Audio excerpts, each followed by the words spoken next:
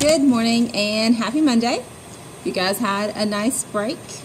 I managed to get through 3 books last week. It's been great, this extra reading time I managed to find in my life. The first of which was Prettyboy Must Die. It's not out yet. I read it on a NetGalley, which is an advanced reader's copy that is digital that librarians sometimes get to read early, and it helps inform us about what kind of books we want to put in our library. So the point is, if I read a book early or Miss Wheatley reads a book early and we love it, then we buy it. So you guys can all get to read it. So it's not out yet, but we probably will get it in the spring. It's about a boy who is a CIA operative, but he's in a high school. So if you've read the I Tell You I Love You, but then I have to kill you kind of thing, it's similar except from a male perspective. There aren't multiples. This is the only one there is right now. I don't know if there'll be more eventually. But it was really good. It was just enough of a mystery thriller kind of thing to keep me busy, but not gory or gross at all. I enjoyed it. So another book I read was The Unlikelies. It's in our collection, so it's in contemporary by Firestone.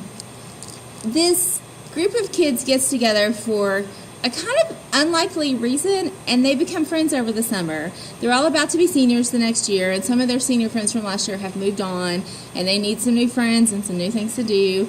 And they get together and they decide that the world's kind of mean. So what can they do? It's not really a do-gooder book. It's not like they're all, oh, I'm so perfect, I'm going to spread love and joy and peace. They have problems too. There's things that they're working through. They have an amazing amount of freedom, which I find interesting as a high school librarian, and I hear kids talk about the tight leash that their parents keep on them.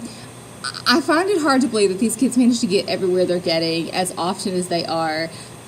But they do. They manage because it's fiction, I guess, or they know how it really works in the real world. I don't know. I find it interesting when they meet at like 3 a.m. on a regular all summer long. And the main character says a lot, that her parents deliberately don't say anything to her, but they try to encourage her to stay home. But some of the other ones are lying and sneaking. You know, it is what it is. I did like it. It was just enough heavy so that it didn't feel light and fluffy and kind of sickly sweet. And it had a pretty good resolution. I think it could have probably pushed a little harder, but I did enjoy it. So if you're interested in a group of kids making the world better, The Unlikelies is the book for you. The third book I read was actually a short story collection. So it says Jennifer Cruise, but you'll notice there's 2 other authors right there. And so each of them had a short story about Christmas in this book. It's an adult book. We don't have it in the library. We're probably not going to have it in the library. I picked it up from the public library online, which I love to do because I love to read seasonally appropriate books. If you also love to read seasonally appropriate books, we actually have short story collections in our library.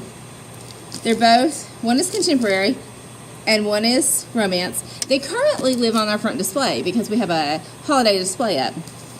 This is 3 stories about the same town.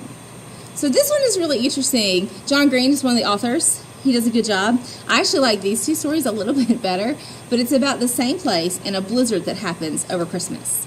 And it's very interesting how they're woven together, but they're completely different stories.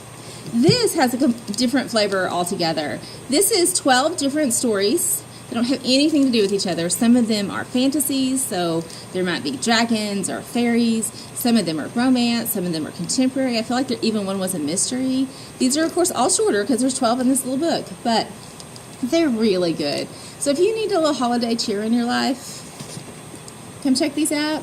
Come check out our front display. There's some other holiday books up front. Hope you guys have a great week, and I'll see you on Thursday.